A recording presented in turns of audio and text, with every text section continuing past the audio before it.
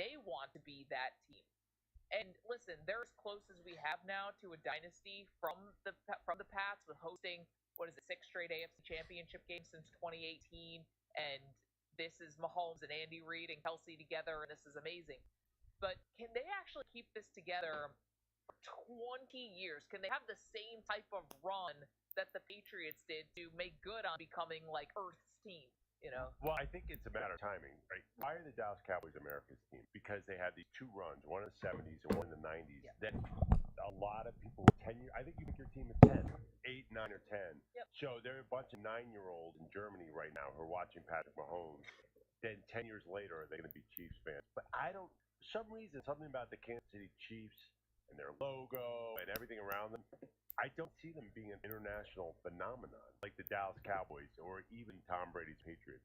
Maybe I'm being short-sighted. Do you think that they're going to succeed in this? Well, it depends. I think you're right about the Cowboys. They hit two generations, 70s and 90s, fathers and sons.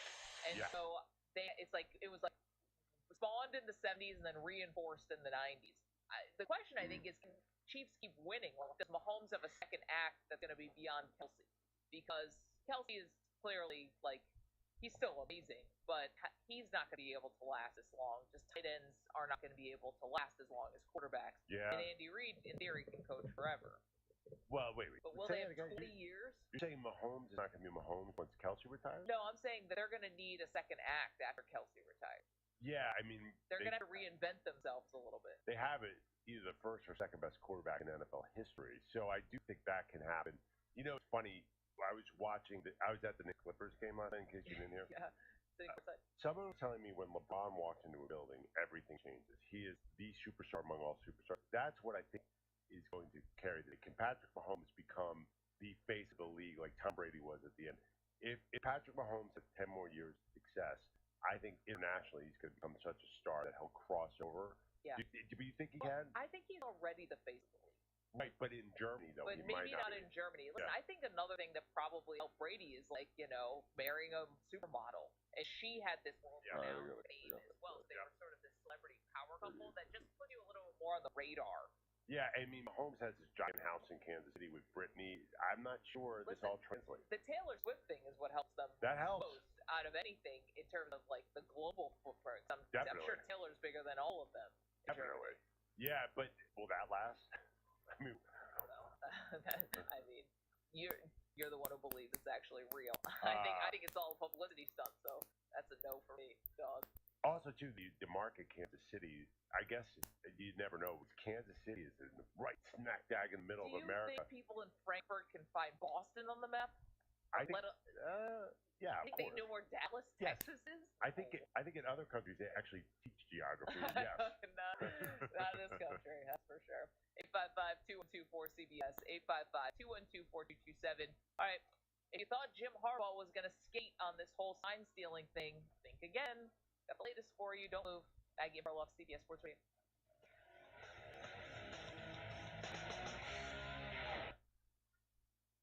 At Navy Federal Credit Union, we want to share special thank you messages this Veterans Day. And who better to hear them from than your friends and family? Happy Veterans Day to my husband, Timothy Golden. We're so proud of you. I'd like to shout out Brent Barrett, who served as an infantryman in the U.S. Army. Sending a happy Veterans Day shout out to my amazing husband, Shane Dixon. And from all of us here, happy Veterans Day. Use hashtag gratitude mission to thank a veteran and honor their service. Your service inspires ours. Navy Federal Credit Union. Our members are the mission. Insured by NCUA. Wendy's new breakfast 2 for $3 Biggie Bundles let you create your own delicious combo. Choose from sausage biscuit, egg and cheese biscuit, small seasoned potatoes, and a medium hot coffee. But it's obvious which combo's the best. Sausage biscuit and small seasoned potatoes. Well, maybe it's the fresh cracked egg and cheese biscuit with a medium hot coffee. Or 2 savory sausage biscuits. Whichever you pick, you can't go wrong. Choose wisely. Choose Wendy's new 2 for $3 Biggie Bundles. Limited time only. Use price and participation may vary. Not available in a combo. Being isolated and lonely can be harmful to your health, resulting in high blood pressure, a greater risk of heart disease, and early onset dementia. So it's important to build and maintain social connections. Try a new hobby, volunteer, exercise, or use your phone or other device to stay in touch. Visit connecttoeffect.org to find resources and ways to stay connected. Presented by AARP Foundation with support from United Healthcare. Naheem Hines, proud supporter of the Muscular Dystrophy Association. My mom has muscular dystrophy, and the MDA helps her and kids like my buddy Ethan. My name is Ethan, and I'm 12 years old. Thanks to the Muscular Dystrophy Association and people like you, I have more hope than ever before. And MDA funds over 150 care centers for kids like me. For over 70 years, MDA has been transforming the lives of people living with muscular dystrophy, ALS, and related neuromuscular diseases. Learn more at mda.org today. At Susan G. Komen, we believe that ending breast cancer needs all of us working together. Because if you've just been diagnosed and don't know where to turn, we've got you. If you can't afford the treatment you need, we've got you. And if you are driven to honor the loved one you just lost, we have a place for you here. Because of you, we're supporting those who need help today while tirelessly searching for tomorrow's cures. Visit Komen.org and be a part of our Susan G. Komen community today. Here's that song again. Here's that song again for the 100th time today. Here's that song again. It's gonna be stuck in your head all day. Here's that song again. It will make you cray. You love your kids enough to watch that TV show a bajillion times. Love them enough to make sure they're in the right car seat for their age and size. Show them you love them. Keep them safe. Visit nhtsa.gov/rightseat. Brought to you by the National Highway Traffic Safety Administration and the Ad Council. Dangers rarely lie out in the open, so no matter where you live, it's important to know harmful pests can hide in and around your home. Here I come! Rodents and cockroaches are drawn to food waste and garbage. I know you're out here. Ticks lurk in tall grasses, and mosquitoes lay eggs in standing water. I can hear you. Rodents, ticks, and mosquitoes can all spread dangerous diseases. I gotcha. Seek the facts you need at pestworld.org. A public service message from the National Pest Management Association. The next disaster is coming. The time to get ready is now. Make a plan. Choose.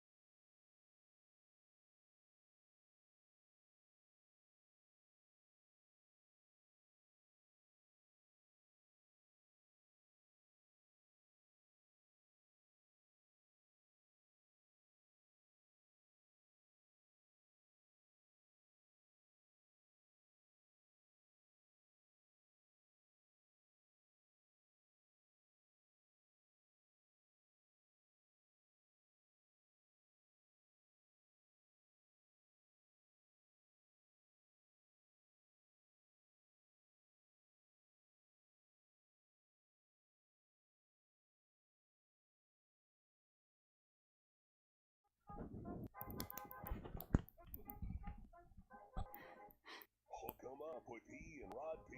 Brought to you by Bud Light on the Horn.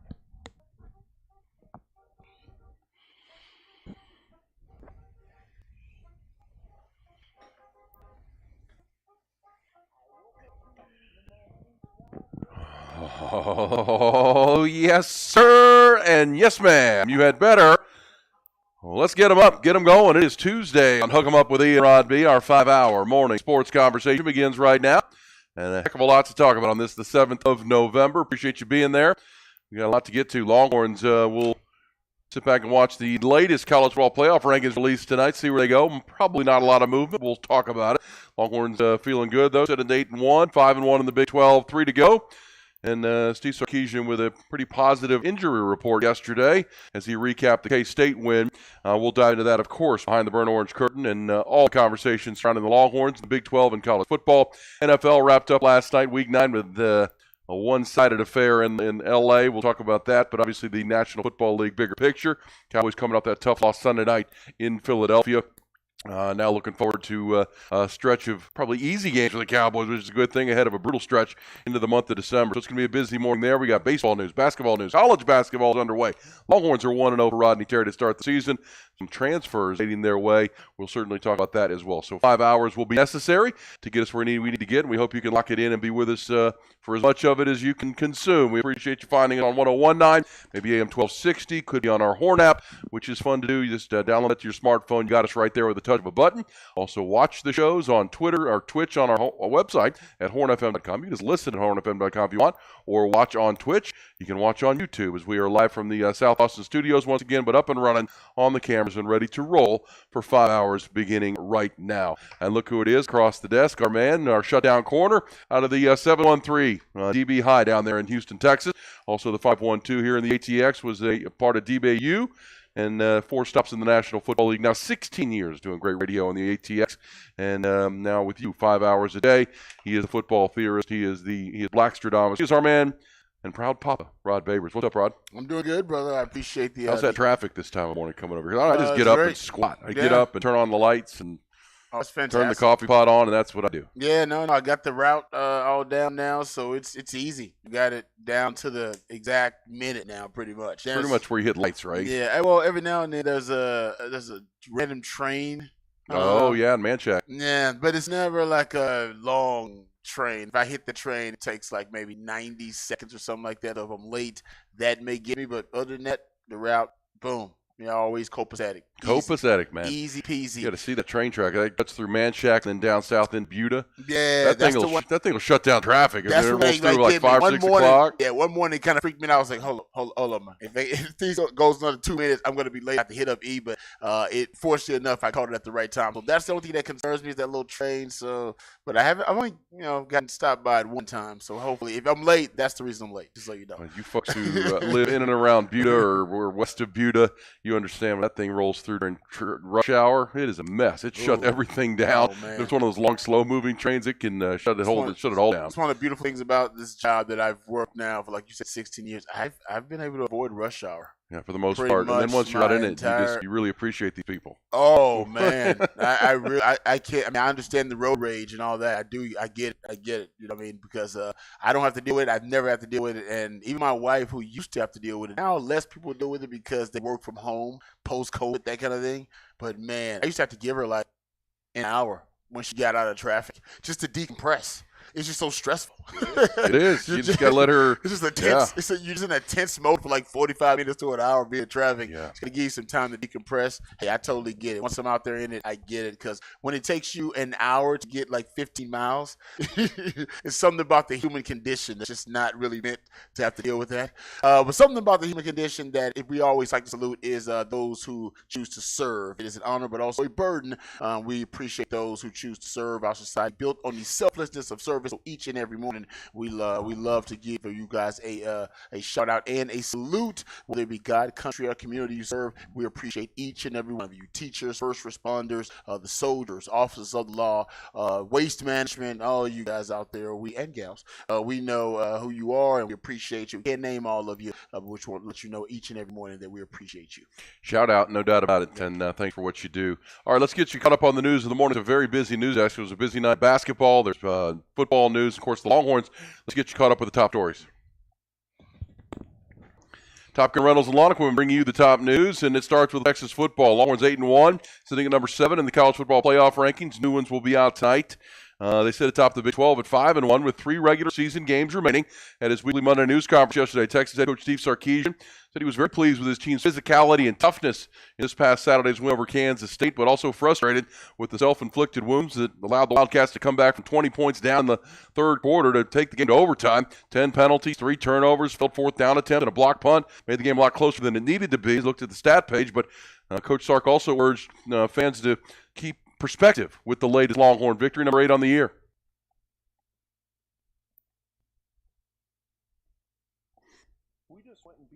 25 team that's the number one. Sorry, everything's all jacked up over here. No worries. We get it. Log.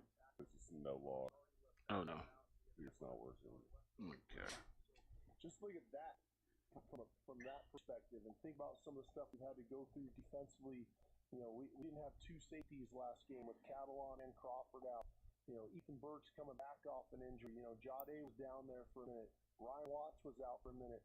We have enough depth on a team to put guys in position, and they can play, you know, good football for us to overcome.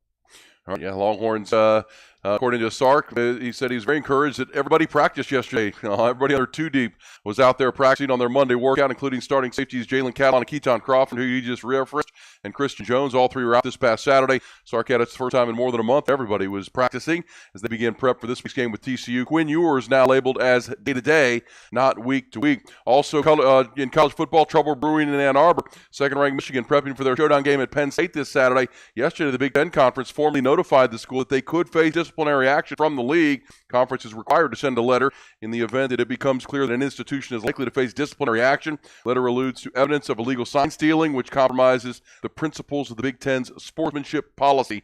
Keep an eye on that story. College hoops, trio of transfers helped lead 18th-ranked Texas to an 88-56 season-opening win over Incarnate Word last night at Moody Center. The newcomers Caden Shedrick, Ethiel Horton, and Max Asmus led Rodney Terry's Longhorns to the win.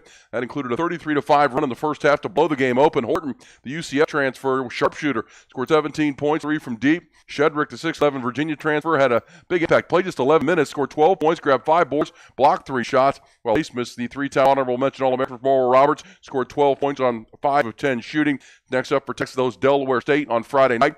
The Texas women will open their season Wednesday night hosting Southern at Moody Center. A couple of big updates on the opening night of college basketball. Fourth-ranked Michigan State lost to James Madison.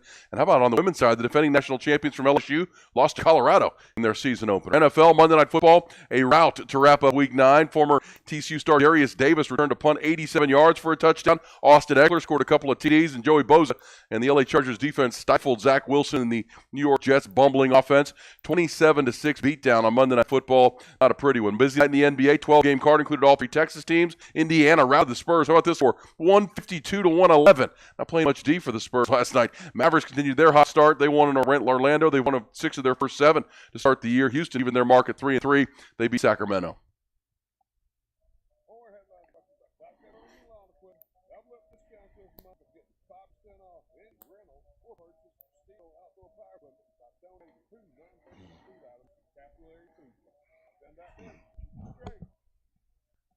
Oh, yeah. See, Quinn Ewers apparently, he on social media put out a Merle Haggard lyric, "So turn me loose, set me free," with a picture of himself.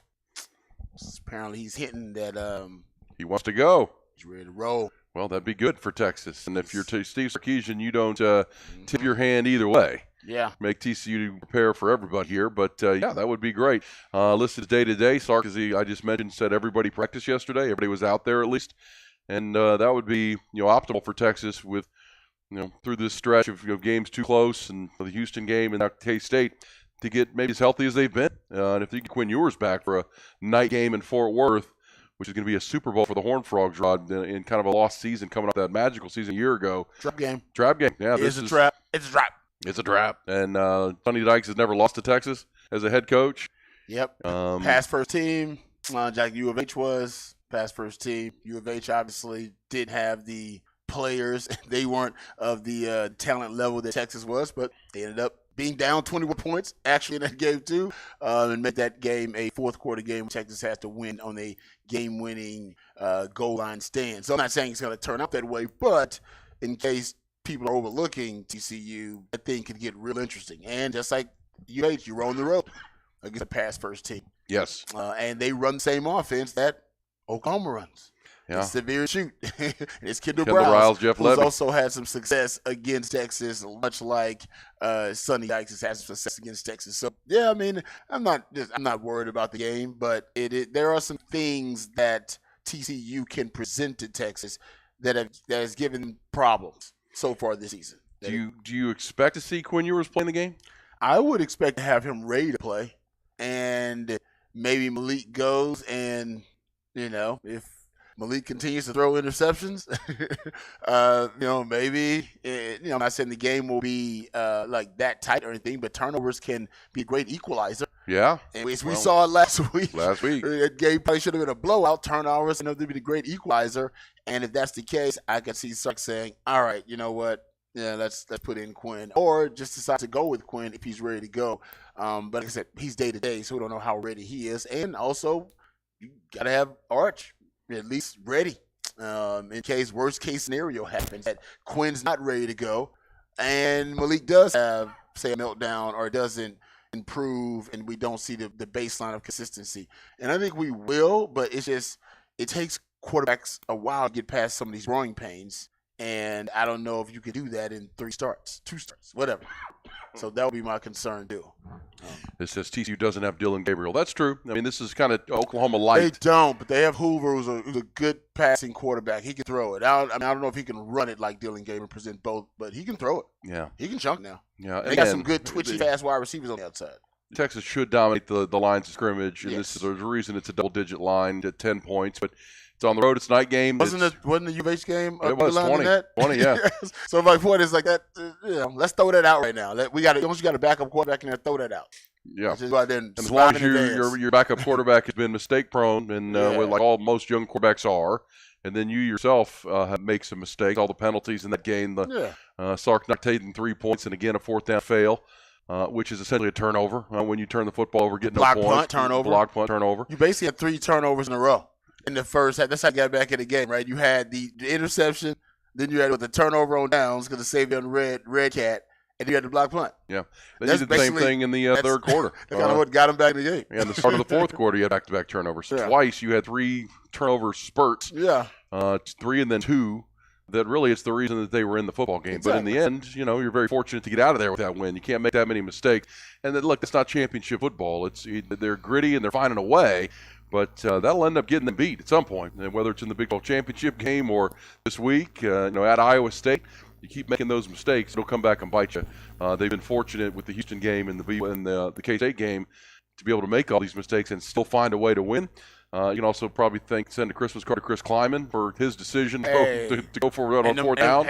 And one to the Big 12 Russ for that favorable spot in U of H game. Yeah. We'll take it. We'll take it, right? But that's, we always... You have to have a little luck on your side. Come on, guys. You can go get every great season and it happens. Well, think about TCU last year and their run to the national title game. I mean, how much good fortune did they have? Back quarterbacks they faced. Yeah. No, Texas faced 3 of them. Yeah, well, that's what it takes a lot of times. And as I played in the update with Sark, I mean, they've got a lot of depth this year. That's the one thing about this program. It's building for what could be a great final season in the Big 12. It's also building for their next stop into the SEC, and they're building depth. And obviously, I do think that was a huge part of the miserable first year, that, there weren't some guys that weren't buying in to the new system, but they just, there'd be starters playing the entire game. And you get to the fourth quarter and you're worn out. And then, of course, if you get somebody hurt, the guy that comes in behind, I remember that first year for Sark when Jordan Whittington got hurt in the OU game. Their wide receiver core fell apart. I mean, they just really didn't have anybody. Right. This year, they can start not have their starting right tackle. Lose Kelvin Banks during the game. 2 safeties not playing. And the guys that come in may not be perfect, but they're still quality football players, and that's the sign of a deep program. I'll say this back, and Keaton Crawford. And Christian Jones comes back to play right tackle, and then we'll see about Quinn Ewers. This will be the healthiest they've been. That helps your special team, Rod. That puts more starters out, more ability to put high-level players on your specialty teams, and it would be a good time to weather this. And boy, wouldn't it be something to get as healthy as you've been for this final 3-game stretch, which could be a 4-game stretch if you handle your business into the Big 12 title game after all the injuries you've dealt with here in the month of October and November. No, that's the beauty of this team. Obviously, we're very critical because we are thinking about this team as a championship level team, and what are the shortcomings? What are the miscues that could keep them from becoming that championship level team? But the optimistic part, the upside is they probably haven't played their best football yet. I haven't played a 4-quarter elite football game. The Bama game is close, but even the Bama game, there were lows, if you will. Drop passes. Yeah, there were exactly. Mental errors, things like that nature, just lapse in focus. So I still don't know if we've seen this team play their best football. That, to me, is why Longhorn fans should be real excited. Because when they get healthy, as you talked about, but then also when they fix things like the red zone, maybe they'll fix it. I don't know. But there are certain areas where they are deficient, and they're still working on them. And you can still have, and we saw it with Rangers. I mean, we just watched it. Right? You can still have the breakthroughs in those areas late in the season. Because you've been working on them all season long. You've been actually doing the work. You've been putting it in. You've been looking for solutions, solution-oriented. Coaches are problem solvers trying to solve the problem. And you never know when you're going to have that breakthrough. And sometimes that breakthrough comes late in the season, and oftentimes that's the difference. If Texas ever becomes a good or even an average red zone offense, look out. And gets Archie and gets Quinn back and sit and watch for a little bit.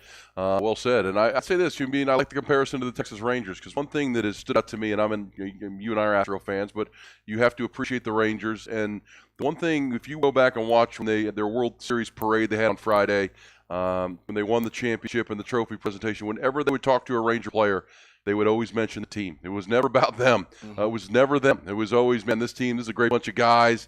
Corey Seager asked about his big heroics. It's like, though this lineup is deep, credit to Chris Young and the ownership. I mean, you could tell that was a collective, and that was a group playing for one another. And that's when special things happen. And I do think, despite all the mistakes, this team has that. If you listen to Texas players in the postgame, they're talking about their teammates. They're talking about, Jalen Ford had a big game, but he was talking about the guys up front, clearing the way for him. It does feel like, and Sark talks about it all the time. You talk about it, the football culture, the football DNA. They have that. And that's, if you get healthy and continue to clean things up, and as you say, just become an average team in the red zone, and your coach will just take 3 points when they're there for him. This still has a chance to be a special season. Now, they don't control their destiny as far as the Final Four. That's going to be a political battle. Who knows? Because if Texas can win 4 more games and, win a Big 12 championship, they're going to be in that conversation. But, does a one-loss Texas get in over a one-loss Oregon or a one-loss Ohio State or a one-loss Alabama? All these things will come to play. You don't control that, but you control over the next month a chance to put yourself into that conversation, which is a lot of fun. And that's why a lot of these guys that we talk about, these veteran players, came back to be a part of this, right? Christian Jones and Tavondre Sweat and Jalen Ford, all those guys could have been off playing NFL football. They came back specifically for now, and despite all the mistakes and not a perfect run here, they still have a chance to control that with a month to play. That's all you can ask for as an athlete. Yes, saw some coverage of the post game after the Rangers won the World Series, and I believe it was Derek Jeter who said, he was talking to Bruce Bochy, and he says, "Hey, Boch, I'm having a hard time getting these Rangers players to talk about themselves. They keep talking about each other. They keep talking about the team." And Boch is like, "That's what it takes." He's like, that's a championship mindset. That's it. It's always the we mindset. It's always the us mindset, never the me mindset. I think that's kind of what you described at the epitome of that. And Texas resembles a lot of that too. These guys, they resemble a lot of that. I remember even hearing Quinn in the preseason at Big 12 Media Days, and I remember saying, he talks like a quarterback that when they win, he's going to be a we guy, and when they lose, he's going to be a me guy. All right, if you're a leader, if you lose, you want to be a me guy. It's on me. I screwed up. Even if you didn't, it's on me. I'm a leader. Hey, it's me. I got to be better. I'll make sure that we're better and we're more focused and we're more prepared. I'll take the responsibility of doing that. And when you win, it's we. No, it wasn't me. It was all of us. That's the reason we win. But we lose, I'll take it. That's a real leader. And I always keep that in mind.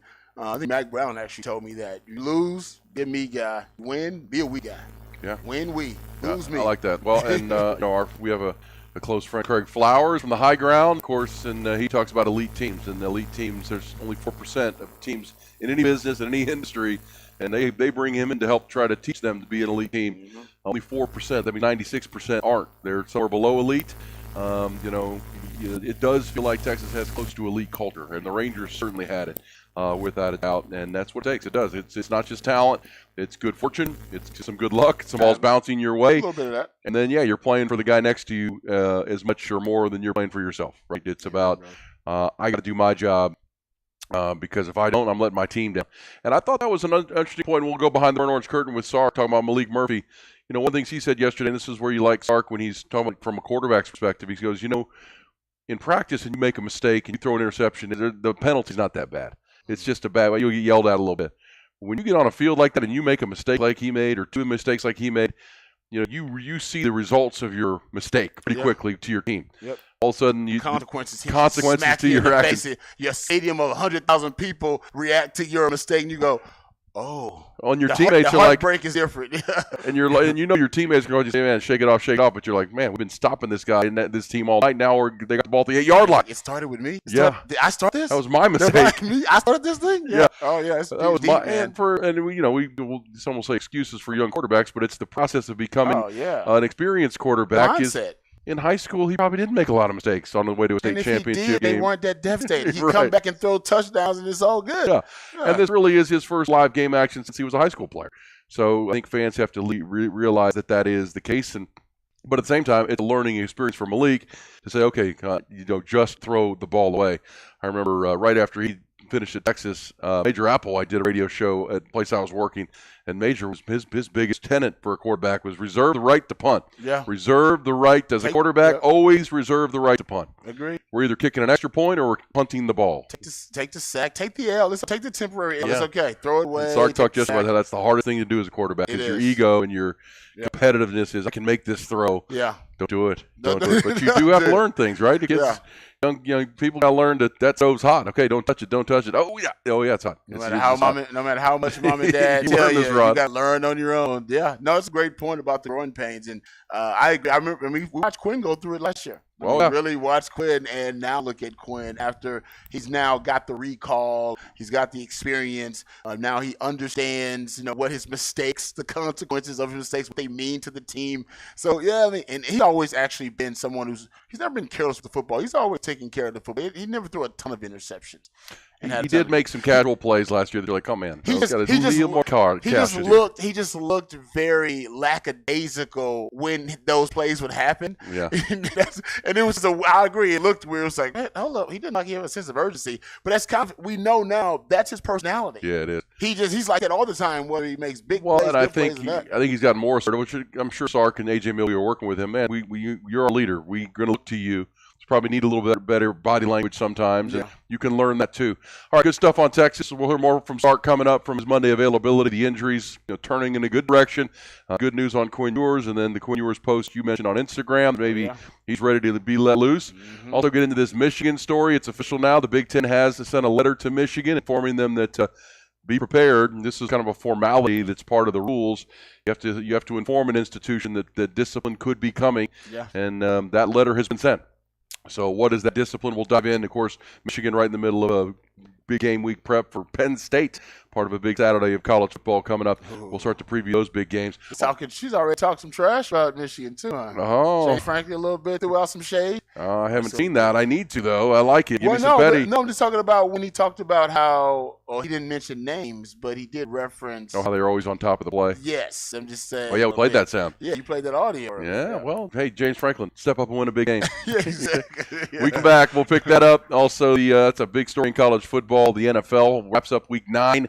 Basketball season this year. I did watch a good amount of that Texas basketball game last night. Very impressive. Yeah. Transfers, man. They got some ballers. They covered that number. They covered the number easily. Like 30, was it 31? 31. And they're deep. They're a deep team. And they don't even have Dylan DeSue back yet. So we'll talk about Rodney Terry and, of course, playing Incarnate Word. And TJ Ford's son. How about TJ Ford? TJ Ford Jr. was part of that Incarnate Word team. TJ was sitting courtside with his Incarnate Word pullover on. Nice. That he said, I never thought I'd see the day, or else you're not wearing UT gear, but that's cool. Kids over program without a doubt. Hey, we'll be back. We're just getting warmed up. It's Hook 'em Up on Wednesday, or Tuesday, I should say. Our 5-hour conversation is off and running.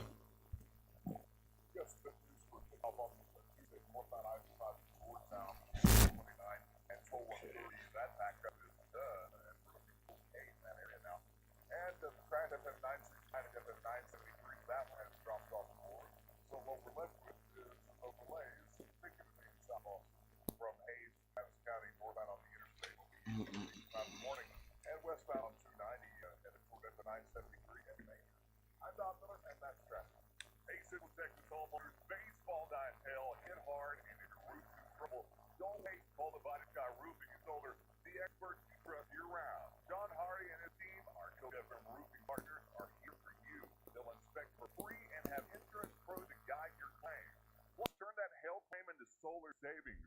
Call Divided Sky at 995 Roof or DividedSkyAustin.com. When the wind blows high, trust Divided Sky Roofing and Solar today. Now here's Rita Ballou live from inside your plumbing. Even if your drain doesn't show any leaks or have any eye-watering smells coming from it, it doesn't mean your septic system still may not be working well. Plumbing your septic tank can help improve the efficiency of your system, but you're gonna need an expert. And that's why Hambone Plumbing is proud to announce Hambone Septic Pumping. The same great company now offering even more services. How do you get your septic system at proper working levels, Rita? Call Hambone 512-388-7030. HambonePlumbing.com. License numbers M12470 and TCEQ 26366. Ironworkers Local 482, building Central Texas in 1935.